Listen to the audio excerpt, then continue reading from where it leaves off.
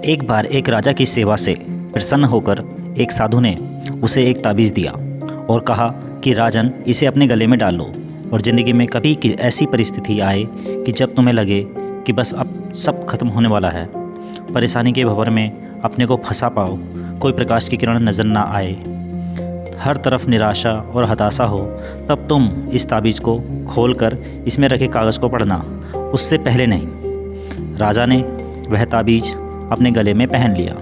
एक बार राजा अपने सैनिकों के साथ शिकार करने घने जंगल में गया। एक शेर का पीछा करते करते राजा अपने सैनिकों से अलग हो गया और दुश्मन राजा की सीमा में प्रवेश कर गया।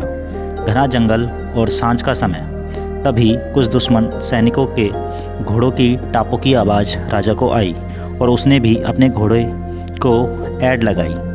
राजा आगे आगे, दुश्मन सैनिक पीछे पीछे।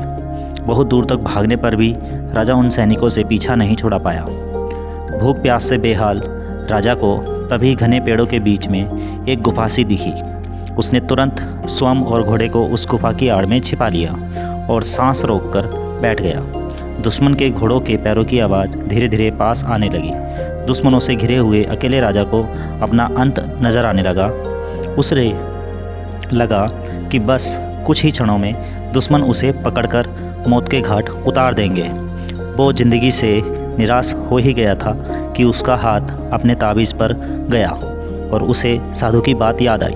उसने तुरंत ताबीज़ को खोलकर कागज़ को बाहर निकाला और पढ़ा। उस पर्ची पर लिखा था, यह भी कट जाएगा।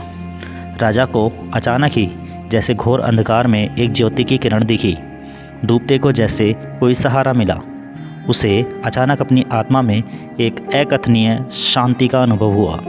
उसे लगा कि सचमुच यह भयावह समय भी कट ही जाएगा।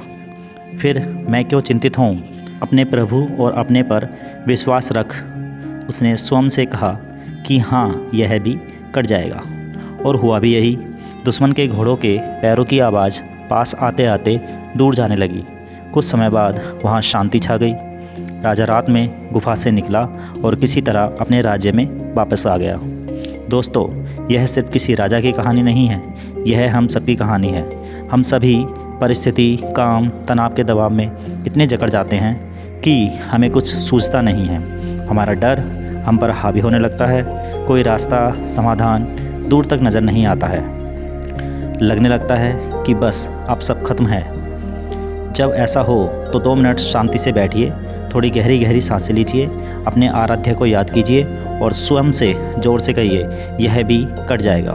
आप देखिएगा, एकदम से जादू सा महसूस होगा और आप उस परिस्थिति से उबरने की शक्ति अपने अंदर महसूस करेंगे।